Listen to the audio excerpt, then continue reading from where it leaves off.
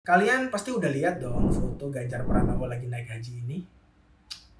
Pas foto itu berkeliaran di media sosial, banyak yang berkomentar miring.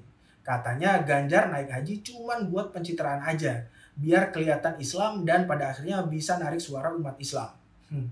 Gak kaget sih, namanya juga tahun pemilu. Pasti ada aja lah komentar-komentar miring yang diarahkan ke calon presiden.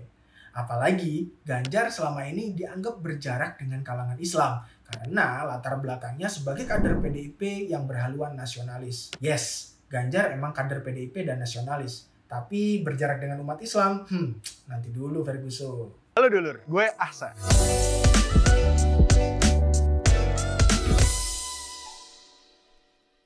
Halo dulur, gue Ahsan. Selamat datang lagi di Think Tank. Tuduhan bahwa Ganjar berjarak dengan kalangan Islam menurut gue itu salah besar.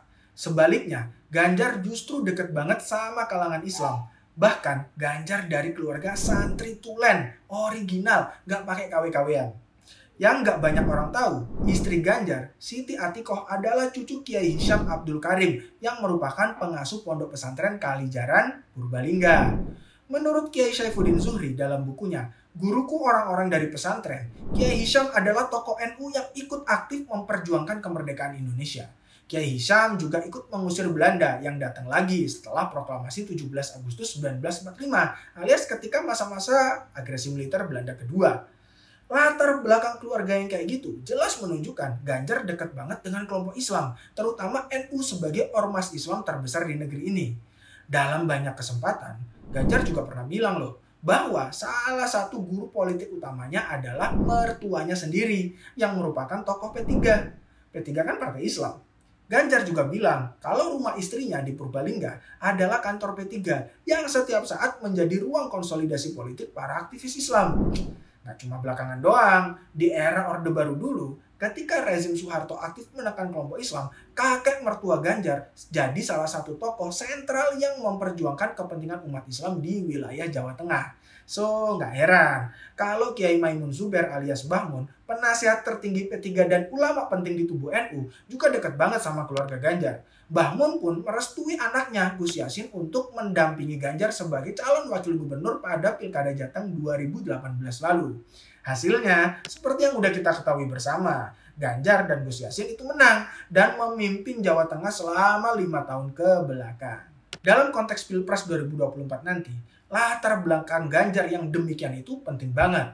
Ketika capres lain tiba-tiba berlagak jadi santri, pakai peci, sarungan, dan foto sama kiai. Padahal ya mungkin baru tahu pesantren dan NU belakangan aja pas mereka niat jadi capres. Jelas Ganjar ini lebih layak lah untuk mewakili dan didukung warga NU. Ganjar jelas paling bisa untuk membela kepentingan santri dan umat Islam. Soalnya Ganjar ini kan mengerti banget lah kondisi sosiologis para santri dan umat Islam ketimbang capres-capres yang ya pura-pura itu tadi.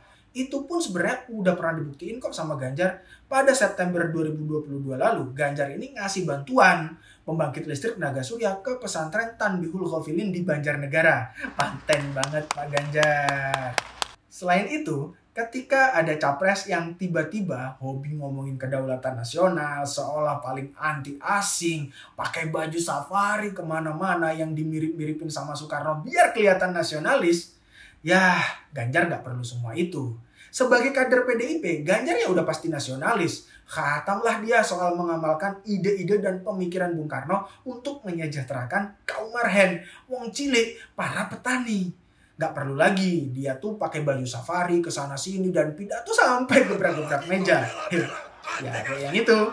Ganjar tuh langsung aksi nyata, ningkatin kesejahteraan petani yang bikin dia diusulkan dapat penghargaan Satya Lencana Pembangunan dan Wirakarya dari Kementerian Pertanian. Paten banget toh. Nah, ketika ada capres lain juga yang berlagak kalau dia itu paling birokrat, tapi kalau ngomongin kebijakan publik muter-muter gak jelas, Ganjar justru terbukti berhasil meningkatkan nilai reformasi birokrasi Jawa Tengah dari B menjadi A. Artinya, di era kepemimpinan Ganjar, birokrasi atau pelayanan birokrasi di Jawa Tengah itu sudah sangat merakyat. Lagi-lagi paten banget. Dalam Islam, ada satu kaidah yang berbunyi, tasarruful imam ala ra'iyati manutun bil maslahah.